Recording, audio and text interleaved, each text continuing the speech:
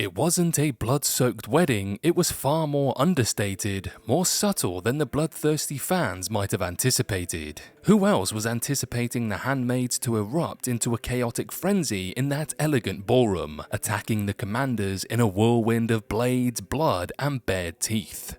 Is it happening now, I kept wondering, as the carefully orchestrated wedding scenes unfolded? Is it happening now?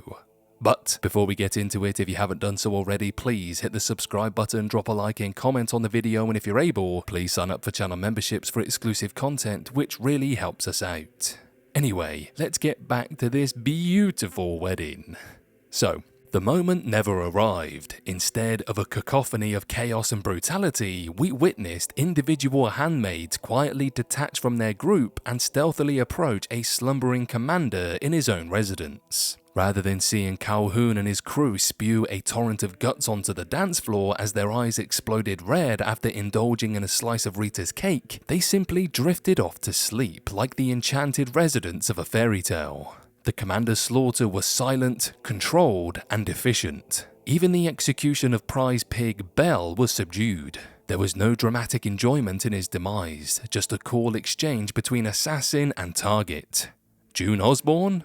Pleasure to meet you, followed by a knife to the eye. June might as well have been handing Belle a discount flyer outside a grocery store for all the emotion she displayed. The message was unmistakable. This was a job, not a game, executed with the precision of a flawlessly choreographed military operation. If my desire for a chaotic wedding had been fulfilled, June and Moira's soldiers wouldn't be fleeing for their lives. Instead, they would be lifeless in a bucket of a construction digger, their bodies discarded into a mass grave after being shot down like the women at the penthouse. This alternative was the superior plan. This episode, directed by Dana Reed and penned by Yarlin Chang, proved to be more compelling than the one I initially anticipated. It was less graphic, yet equally stirring, centered around two crucial character developments that had been long overdue. Aunt Lydia finally ceased her incessant quoting of scripture and recognized her position on the wrong side of history. Meanwhile, after much hesitation regarding her failed social experiment, Serena came to the realization a good man cannot exist alongside a Gilead commander. The very nature of one negates the other. Now, she finds herself back at the beginning of the season fleeing with a baby in her arms. Lydia's surrender was the standout moment, brilliantly portrayed by Ann Dowd. June appealed to her faith while Janine tapped into Lydia's unsettling maternal fixation on her special girl, and together they achieved their goal. Every repressed twitch of Lydia's eye over the years in response to the cruelty or abuse inflicted by commanders on her girls culminated in her finally recognizing that Gilead was not the path ordained by God. She has always viewed herself as the handmaid's protector rather than their jailer.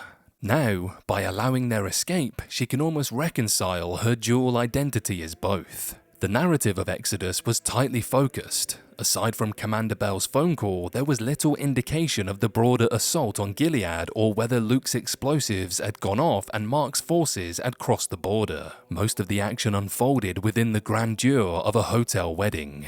A quick note on decorum: Serena, even Harry and Meghan might have hesitated at the sight of the cake so massive that a good portion of the cast could have emerged from it performing the can-can. Anyway, Serena spared no effort in her extravagant presentation. With chandeliers, thrones and banners, she truly embodied the Queen of Gilead. Her tone towards her subjects dripped with royal arrogance. Like a school counselor awkwardly perched on a chair, she was trying too hard and missing the mark. Her speech to the handmaids was not just a moment of tension as June attempted to blend in with the crowd. It resembled a cringeworthy scene from The Office. Serena mistakenly believed that Lawrence was anxious due to the potential loss of her crucial partnership after marriage. In truth, Lawrence's anxiety mirrored our own. He was forced to endure the ceremony, dinner, and speeches, all the while anticipating an uprising. And an uprising did occur, presented in the show's meticulously crafted, symmetrical, Kubrick-esque style. With compelling writing and striking visuals, the Boston handmaids have risen up, signaling what feels like the dawn of the end of Gilead.